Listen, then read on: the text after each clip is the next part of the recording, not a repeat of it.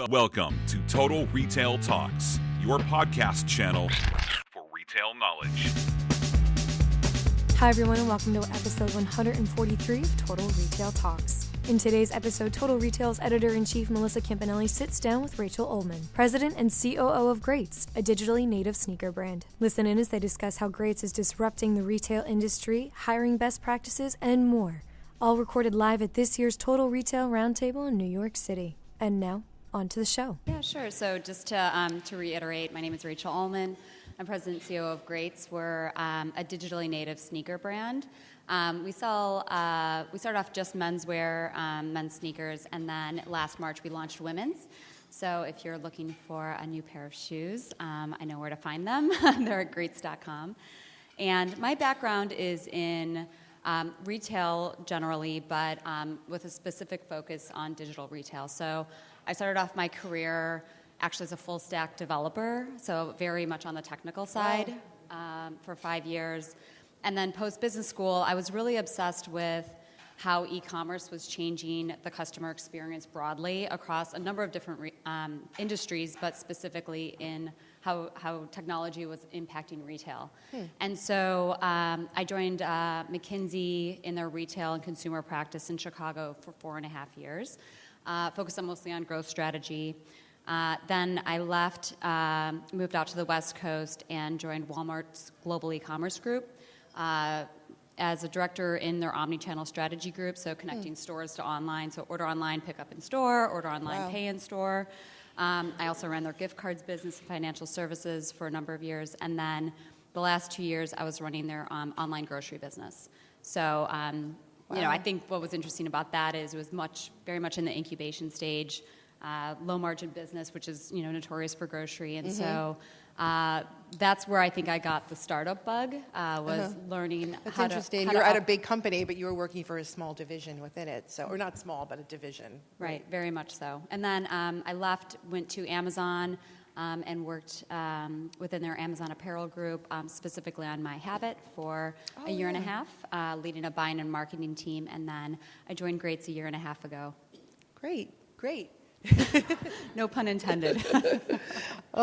So I feel like GREATS has been sort of disrupting the sneaker/shoe industry for such a long time, right? It's been around for a few years. It's been 4 years. Right. Yeah. I mean, it seems like it's been around for a long time in today's environment.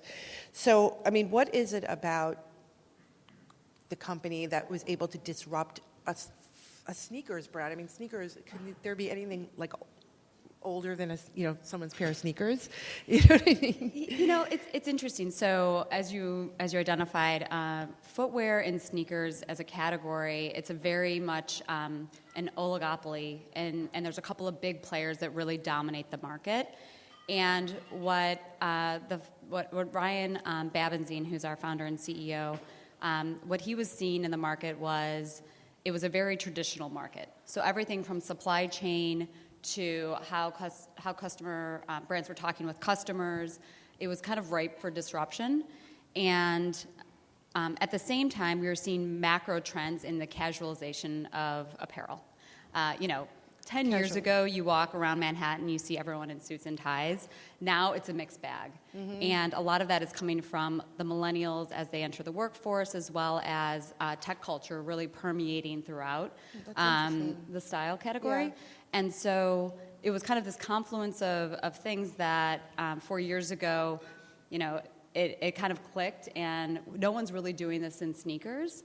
Right. And so Ryan, you know, kind of started it on a hope and a dream, and since then we've grown to the business that we are today. Right, that's amazing. So let me put my glasses on. We spoke on the phone about some new stuff that you're focusing on. One is brick and mortar. So let's talk a little bit about that, because you were primarily an online brand until recently, or? Yes, almost completely online. Right. We were selling only really by our website, greats.com, and then this past year, you know, we had dabbled with a little bit of some pop-up shops here and there, but last October we launched what we call the GREATS Studio, so it's actually a store attached to our office in Williamsburg. We also opened a holiday pop-up in Soho in Manhattan. New York's our largest market. And then just last Friday, we opened up our first street-level primetime store in Venice, California on Abbot Kinney. Oh, wow. And so it was a huge milestone for us, but brick and mortar has always been part of the original strategy. I think it took us a little bit longer to get the product market, to get all the pieces in place. But now, our plans, we're in active conversations, and our plans will be to at least launch 3 more this year. Wow. And so we think that having a brick and mortar environment and an experience for our customers just is a natural complement to what we're already doing digitally. So it's just a natural extension of our brand to allow customers to experience our brand in real life. There's something very tactile about touching the product, especially in footwear, to be able to try it on. We've always offered free returns and exchanges to our customers online, but now they can actually come and learn more about the brand, see the shoes, learn about the products in a different way. Right. I mean, everyone's been talking about the death of the store, but I just think maybe it's the death of the old sort of model. But, nowadays, there's even Rockets of Awesome is talking about starting stores. So, I mean, what is it for you for Greats that feels like a store is important? Yeah, so I spent a lot of my career in omni-channel strategy, and so we've all seen the data around having a customer who shops with you both online and in stores is a more valuable customer overall, both from a lifetime value and just a loyalty perspective. And so I think that, especially for a category like shoes, where you're actually trying them on, it's a very individual experience. Having a brick and mortar complement to what we're already doing online just makes natural sense. Right. I think something we've also launched last October that was a less clear decision was to partner with a wholesale partner. So we launched with Nordstrom in 8 stores last October, and we really consider them a strategic partner. It's not, a wholesale vendor relationship by any stretch of the imagination. They're known for shoes. They're best in class. And we thought that this was another way that we could get our product in front of more customers, and for our customers to come in and experience the product in a way that we can't roll out 8 stores overnight, but we can with a partner. Right. And so we'll be launching in 12 more stores next week with Nordstrom, and we're really happy with how that relationship continues to progress. And how is is it displayed in the stores? I mean, do you have like a special area, or are you just part of the assortment? Yeah, we've got we do both men's and women's, and we have our own display and sign, and that's great. It's the real deal. So I've been talking a lot about technology tonight. We talked about brick and mortar. How is technology used at Greats? What is the philosophy around it, I guess? What are some technology trends that you're tracking, or just in general? Sure, yeah. So, so Greats is a brand, and we're focused on the customer and product first. We see technology as an enabler, and we're digitally native, so we started off online. How we talk to our customers, it's very much integrated with social media and video, and our target customer is 25 to 40 years old, so it's a millennial customer that is just, by their very nature, online and on their mobile phones. Right. So we've always embraced that, but we consider technology to be an enabler. So we're not a custom build. We're going to build everything from scratch. We're going to beg, borrow, and steal the best components, and we think that, you asked Rachel earlier what her favorite quote was. My favorite quote is, "Done is better than perfect." It's, let's get this, let's test and learn, and let's iterate on it. Yep. We don't have to build the perfect product right out of the gate from a technology standpoint. Let's get something to market and find out, because the faster we can get real data, you can overanalyze something for months, but once you have real customer data, that's when you actually know what's working and what's not. So one of the first things that I helped implement when I joined about 1.5 years ago was A/B testing. So we hadn't done any A/B testing on our website, and knowing, my background is from Amazon. That's Right. That's all you do. So that has been a huge unlock for us this year. But we also didn't build our own A/B testing tools. We use kind of what was a native integration with our existing platform, and we look for things that can easily bolt on without a lot of tech time, because ultimately it's about the shoes and it's about the customers. Right. So let's do what's best on those two areas first and foremost. Right. Cool. I would love to get your perspective on hiring. That seems to be a great topic tonight too.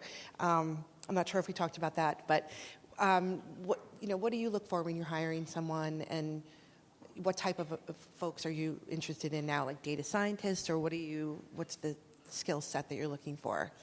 Yeah, so working and being with a startup, I think you look for a lot of the same characteristics that you would for at an Amazon or a Walmart. You look for people who are intellectually curious, who have an analytical mind, but also bring a flair of creativity to the problem-solving process. I think the one characteristic that I look for that's different in a startup is I look for folks who are very agile, who are willing to shift and change and are comfortable with ambiguity, because things are never going to go according to plan exactly. Sometimes it's better, sometimes it's worse, but people who can improvise. So, for example, I had mentioned we had just launched our Venice store last Friday. We opened the store in 20 days.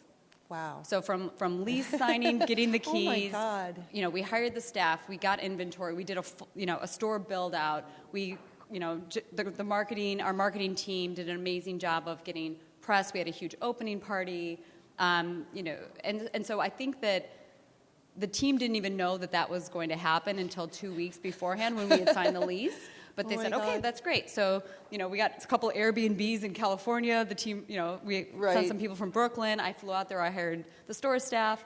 But I think that some people thrive in that type of environment because it allows them to be creative, and they're almost on, the kind of their best version of their professional self. Other people, it's very uncomfortable. Right. I totally look for that specific characteristic. And how do you find that though? Is there a question for that? How do you do you ask someone how would you behave if Well, I think you definitely can ask for examples of where they haven't had clear direction, or they've had to work on a project that had a lot of ambiguity. I think you can ask that. I think also looking for referrals or people who you've worked with. Right. So our head of marketing, I used to work with him at Amazon, and so I already knew he was comfortable with changing environments. Right. And you can also check for references and things like that. Thank you for giving me some advice. I'm how do you find these people? Okay, so let's see. We're running out of time, so I just have one other question. So, since you've been at GREATS, you've been there for a year and a half. So what are you the most proud of? What's been your most, exciting initiative that you've launched since you've been there? We've done so much. It's been a whirlwind. I think that for me, the proudest moment is the team that we've built and seeing them take a vision that we've set and then just take it up even 10 steps above that. Whether it is the stores that I was mentioning, or our women's business that we launched last March that's now a third of our business. Wow. We have these concepts and we think it's going to work, but it's really the team and allowing them to have some creative license and to have some space to really create and to imagine and to test things. Mm-hmm. And I think that culture is that we continue to build is one of the most unique things. The second is, I think, just talking with customers and hearing about how much they enjoy the product. And I love spending, now that we have physical locations, spending time in those stores. Right, and seeing people shop and We've always had online ratings and reviews, and we read that feedback every month. Right. But I think that's knowing that we're providing a lot of value to the market and with customers that love our product is just really satisfying. That's great. Thanks for listening. For more on this episode, be sure to visit our podcast channel page at www.mytotalretail.com/podcast for show notes. Total Retail Talks is available on Apple Podcasts, Stitcher, and Google Play, but please remember to subscribe to our podcast channel page as well. Thanks, and until next time, this has been Total Retail Talks.